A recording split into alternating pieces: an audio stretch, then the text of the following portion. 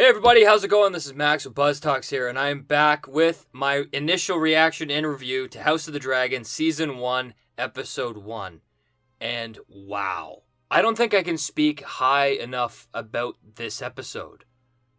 I have absolutely zero negatives. This is a first episode where we had to establish the type of Westeros we are in, establish the world, establish the characters, and establish the overall plot. And I feel like they did that so effectively.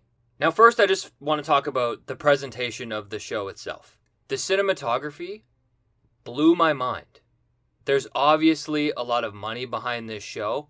Every shot to me felt purposeful, showing intention for each character, as well as it was just cinematically beautiful.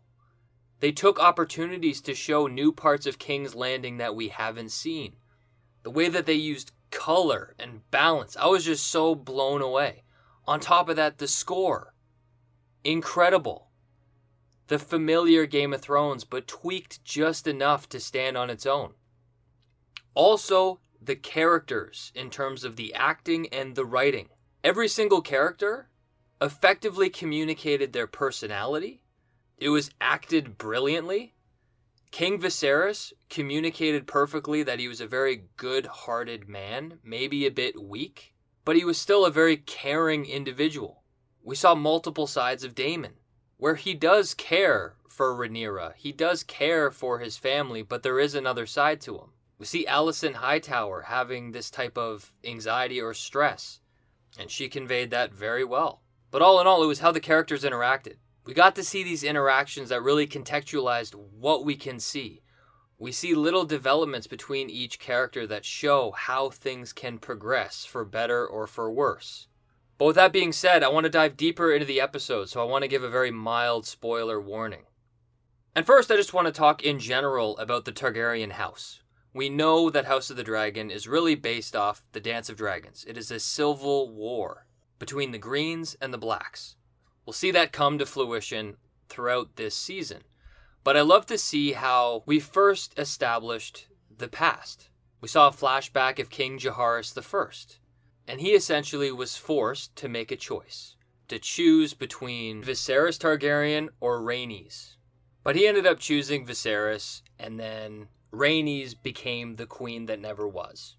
And that was a great setup because I find we're slowly going to be diving into these houses and their relationships and really learning the bonds between these characters because it is a civil war and we need to know and understand the gravity of which character chooses to side with which. But with that being said, I love the focus of this whole episode and how it was Viserys Targaryen finally getting a male heir, and that was kind of colored throughout the whole episode. But it's just so crazy how everything changed so quickly for Viserys. We saw his good side, how happy he was, planning the tournament for his future son's name day, even though he doesn't even know he's having a son. We also saw some great scenes with him and his wife, where she basically says that she is done after she has this boy. But when his son was finally ready to be born, that scene was very difficult to watch. And I do have to give kudos to the director and the showrunners for showing it in a weird way, because it was deeply disturbing, but I think the scene called for it. You saw this good man, but his desperation to have his son, and he chose to save his son instead of both his wife and son dying. But the brutality of what he put his wife through was crazy. And it really felt like this was the beginning of the end of House Targaryen. And already we're seeing political moves from the Queen's death and the King's son's death. Otto Hightower, a apparent loyal servant to the King, already made a subtle move with his daughter, Alicent Hightower, and he sent her to the King's quarters, slowly trying to foster a relationship between his daughter and the King. And this is where the civil war is going to begin. And this is what I think was so great about this episode, is I loved how it fostered a friendship between Rhaenyra Targaryen and Alicent Hightower, because it's really going to make the future of this season, when the Greens versus the Blacks, when Rhaenyra Targaryen and Alicent Hightower inevitably end up going against each other. because they are both mothers to different sides of the Targaryen lineage. But I think they did a great job politically showing Otto Hightower, because everything he does seems sincere and for the king's interest, but it has an undertone of self-serving. And I think that's what Damon Targaryen was warning the king about. Damon feels like he should be the king's hand because the king is weak. He needs his brother beside him to protect him. And that's another threat the king now faces, having his son dead, is Damon Targaryen. He's a force to be reckoned with. He's an excellent fighter. He's a bit crazy, and he's restored respect to the City Watch, now being referred to as the Goldcloaks. But he was in line to be the hand, and he was banished from King's Landing. So that's another political thread that is now loose. But then finally we end on Rhaenyra Targaryen. And she was kind of the heartbeat of this whole episode. The way I see all of the characters we were introduced to, they were kind of introduced through the lens of Rhaenyra. And we get to see the relationship develop with her as the center. It very much seems like the Civil War storyline is going to center around Rhaenyra Targaryen. And it starts first with her friendship with Otto Hightower.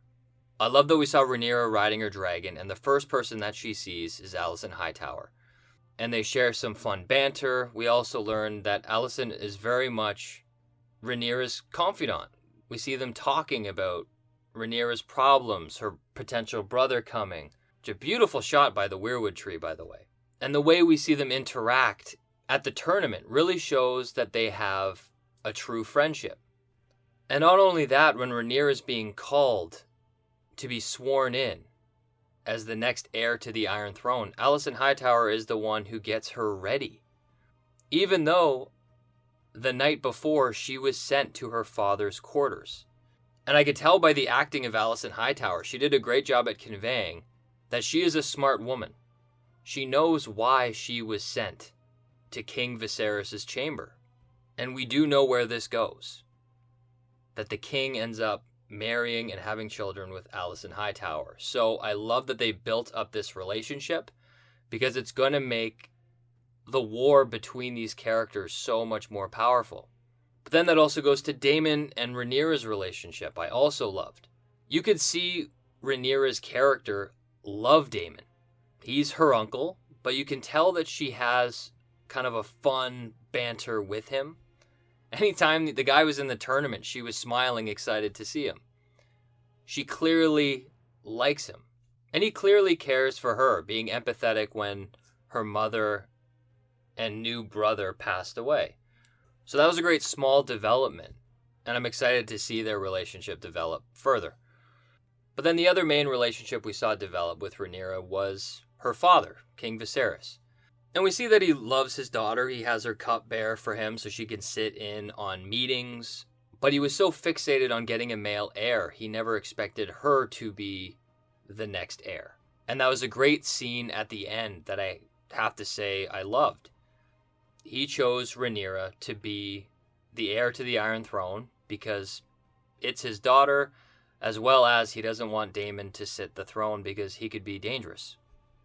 And I just love that scene between her and her father, especially since he mentioned A Song of Ice and Fire, the threat of the dead marching and taking out the living. I thought it was a great nod to Game of Thrones. It got me so excited. It made me want them to redo the season 7 and season 8 of Game of Thrones because this episode was so good. But with that being said, this episode ended with Rhaenyra being sworn in as the next heir to the Iron Throne. And we're going to see how that plot thickens. Spoiler warning, we know that Daemon is going to build a relationship with Rhaenyra, and they're going to get married, and they're going to represent the Blacks. And then you're going to have the Greens, where King Viserys ends up marrying Otto Hightower, Rhaenyra's best friend. And they will have children, and they will have a claim to the Iron Throne. And then it becomes a game on who of these families do we know are going to support them. And a great example here is Rhaenys Targaryen and her husband, Corlys Velaryon. And these two were hinted at as being almost very effective leaders. They saw the tournament as not valid. Why have the bloodshed to celebrate the birth of a newborn baby? I love the little touches when Corlys Velaryon is sitting in on the King's Council and he doesn't want to drink any more wine. He's a man who likes to be sharp.